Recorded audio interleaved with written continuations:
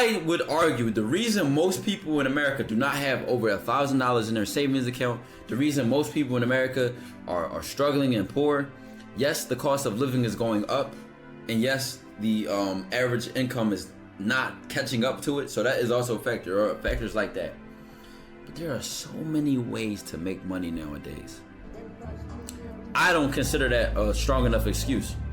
My bet on that is people don't think ahead long enough. So let me give you an example. People stay in the loop of being broke and struggling. And this loop that goes by check to check. A check to check become a month has passed. A month has passed turns into 6 months. 6 months turn into a year. A year go by, time flies, chat. Time flies. I feel like I just graduated high school. I had prom pictures in the back. And this semester is the semester that the people that I graduated high school with are graduating college. Time fucking flies. I'm about to turn 22. Time flies, bro. People let that month, them 6 months, that year turn into 1 year turn into 2 years, turn into 5 years, turn into 10 years, turn into 15 years, turn into 20. Next thing you know, your parents are 40, your parents are 60, your parents are 70, 80, 90, grandparents or whatever.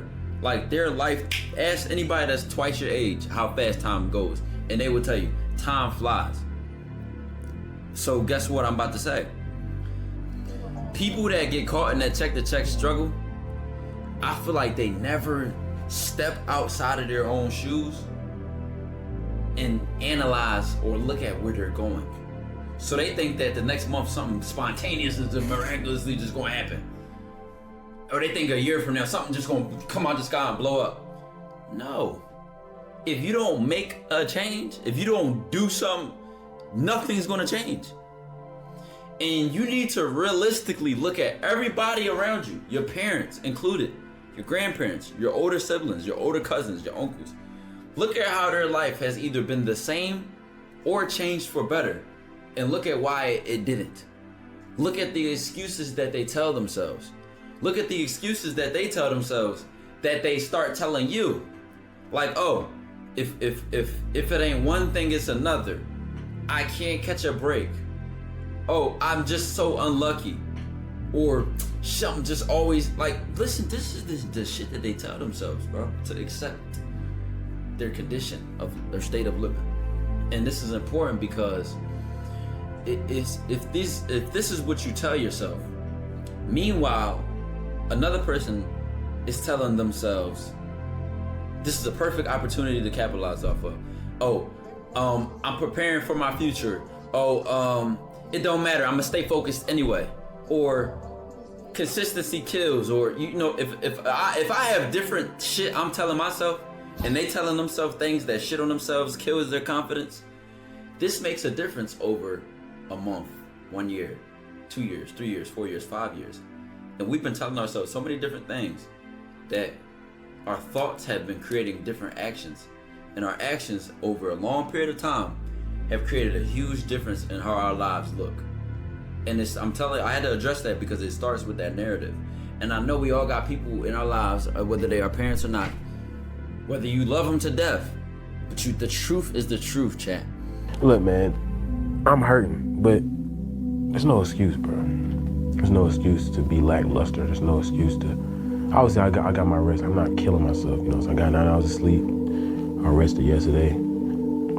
But at the end of the day, but the job must get done. Look, I'm telling you right now, bro, you look at this shit, man, stop making fucking excuses, nigga. You can make all the excuses in the world for you not to go get it. Then your ass gonna sit down on your bed in your room, not doing shit, not making no money, not getting better in no way. Cut the bullshit out, bro. Like, niggas need to stop acting like everyone gets a trophy in this bitch. If you making an agreement with yourself, if you telling yourself you need to lock in for a certain amount of time, and you don't do it, you weak as hell. I ain't gonna lie to you. And you gotta lock in. If you say it's time to get right, nigga. That's why the OGs don't be respecting this new generation. Niggas be weak. All the niggas that you look up to, all the niggas that you wanna be in their position, bro, they didn't stop. Y'all be looking at right now instead of the future. If you just lock in right now, you gonna set yourself up for when you older. But instead, you want right now, and then you wanna be fucked up older. How come all the OGs, bro, they be like, and then make sure you do this, man. You wanna live life of regret. They all say that shit. Because they live life of regret, bro. They fucked up. They trying to tell you not to fuck up. These niggas be giving us the blueprint. You don't want to take it. That shit make no sense, bro. Niggas be telling you beforehand, and you still fuck up. They just say the same thing about high school. Man, them 4 years go by fast, man. You better embrace it. Senior year comes, you regretting everything. Come on, nigga, get right, bro. Get real, nigga. Overthinking in a way that made me dangerous and effective. So guess what? Obviously, you know, being a doctor and going to medical school and stuff like that, it takes time.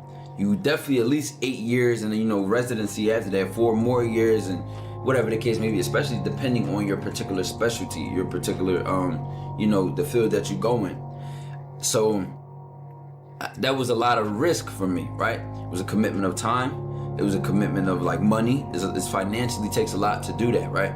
So I had positioned myself, not just in undergrad, to go to college, to get paid to go to college. So I already was about to graduate undergrad with zero debt, zero things to worry about, and was getting paid to go and focus on school. But looking at the next level of, you know, medical school and becoming a doctor after that, I put my mind to it and said, So I did my research, I did my investigating. Come to find out, here's how I put together a plan by overthinking, as y'all say, because overthinking is a problem, right? I went and did some research. So I found out that, this is a weird statistic, I don't remember it word for word, but it was something like by 2030, like half of the population in the United States was going to be over 50 or something like that, like over 60 or something like that, right? And they're at the same time of an increasing population which needs doctors because of also global warming. So, you know, the atmosphere is changing and it's affecting people's health. Food is also changing and that's also affecting people's health. People aren't as active, that's also affecting people's health. So there's an increased demand in, you know, people who need help and people who need doctors and people who need help from the medical field. At the same time, there's a low supply because less and less people are becoming doctors. Why? Because of, you know, stress, debt, the time commitment. You know, it's a lot. It's a lot to say you want to be a doctor and go through with it and commit to it, right? So seeing that, I said, increase in demand, decrease in supply. What does that mean? That these schools, these medical schools, our government is going to have to find ways to incentivize, meaning reward people for doing and becoming doctors and make it easier for them to become doctors. Not easier, but, you know, more like less of a stressful thing to embark on, right?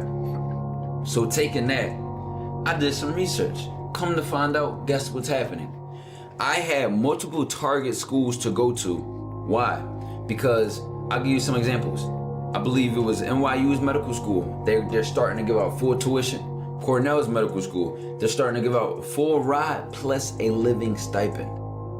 So these are the things that, like, I calculated the risk and what I wanted and what my vision was, calculated that risk and turned it into an opportunity because I overthink in a way that makes me more dangerous and more effective, not in a way that makes me freeze and I've just been thinking all day and overthinking and I've been doing nothing. And this is what I tell y'all when I say overthink in a way that makes you more effective and more dangerous.